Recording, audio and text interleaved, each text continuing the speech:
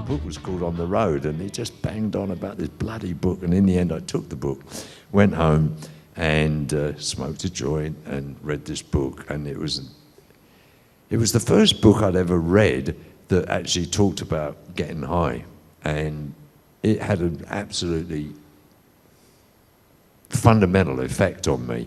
First off, it made me realize that I wasn't particularly sinning here, that other people had, had the same experience. And it's the only book in my life that I've read 3 times. I read it once, I went back to the beginning, I read it again, and then I read it again. And it did have a seminal effect. And it touched a bone, if you like, in my body. And as it touched many, many people at that time. I was what?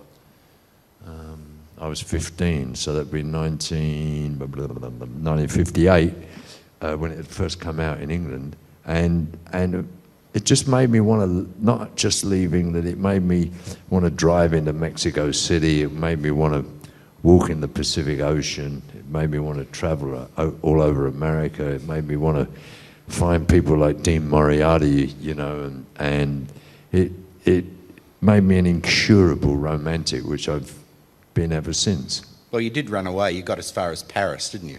Well, actually, I got a lot further than Paris. I got to the middle of Turkey, actually, and there was a fuck-off big earthquake, and about 30,000 people died. And in the face of all that, I was trying to get to India. It was impossible to go on, and I met some French people in the middle of Turkey, fortuitously, and they took me back to Paris, and I was playing guitar, and I tried to survive in Paris, and basically playing guitar, which I wasn't very good at, and the French didn't like me, so I fucking just about starved. I think, and went home after that, didn't you? Well, no, actually what happened was I called my mother, reverse charge, tried to get my mother to send me some money, and she refused to accept the call. So I woke up then and grew up rapidly, and realised that I was on my own. It was a sobering experience. And then I got very ill. I had stomach problems because I wasn't eating properly and living on the street. And I was forced to go back to England, and I almost died and was in hospital for a long, long time, yeah. Now, when did the LSD experience start? Because that was another important event. Was that before you got involved in the music industry as such? Well, they all kind of come together, you know what I mean? But the acid arrived in England, as I'm sure it arrived in Australia, surreptitiously. Everybody in England was a kind of hashish place. I'm sure that Australia was a pot place, maybe a hashish place too, and we were talking about the early 60s, and then slowly obscure little odd Americans showed up with these other kind of drugs, and I can remember the first acid trip I ever actually took was to a test pressing of Sergeant Pepper that somebody had. I remember that, and we all listened to this Sergeant Pepper, and there was a little American guy there who had this new wonder drug that came on sugar cubes.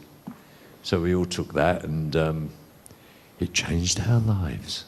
Of course, it wasn't illegal then, was it? It wasn't illegal. No, it wasn't. No, and nobody really knew what it was. So you had these amazing things. I don't know if people know this, but in London there's a subway system, and there's actually a circle line, which is where the trains go round, I don't know, maybe 30, 35 different stations, and they go round in a circle. So people used to go and have parties on the circle line, and I've actually seen people start bollock naked fucking on the circle line and dressed in all kinds of psychedelic clothing.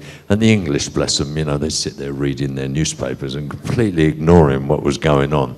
So it was a wonderful time to be alive and to take drugs and misbehave, and the English were very gracious about it all during that period. Yeah. Well, it was a fantastic time for the music scene as well. It was indeed. And in the early '60s, I know that one of your mentors in that was Alexis Corner, who is not really given enough credit for his role in the whole British blues boom of the time, is he? He was the guy who sort of inspired people like the Stones. In fact, later we're going to talk about the Hyde Park concert, and he appeared on that bill with his band. But he must have been a really important figure back then. He really was. He was an amazing guy. He was into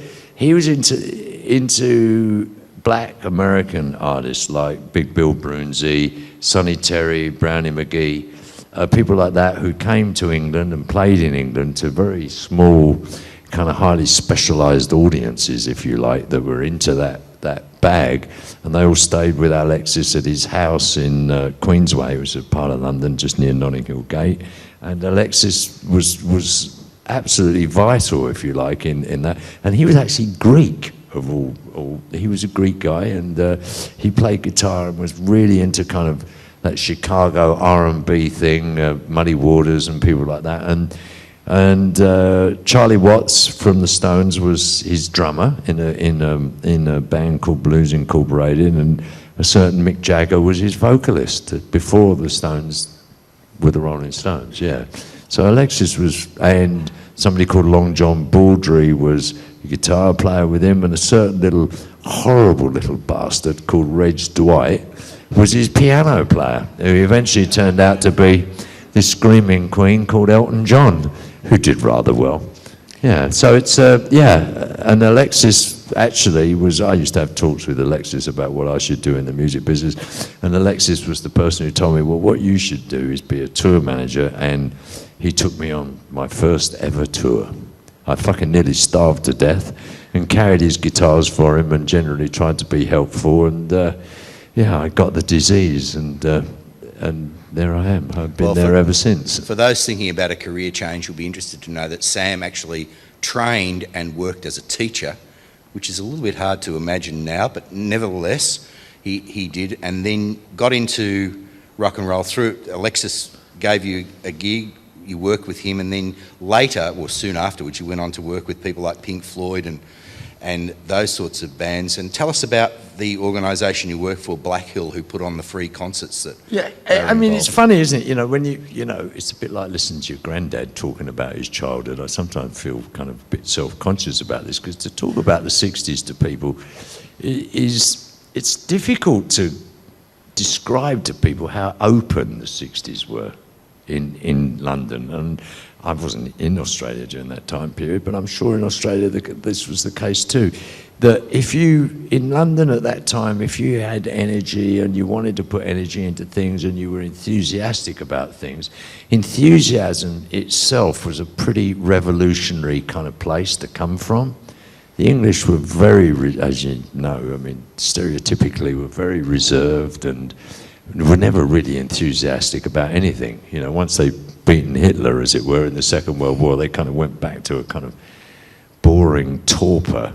And rock and roll came along and just about saved the day. And working class people like me, that from a working class background, suddenly there was something that you could do where your enthusiasm and general kind of joie de vivre could be applied.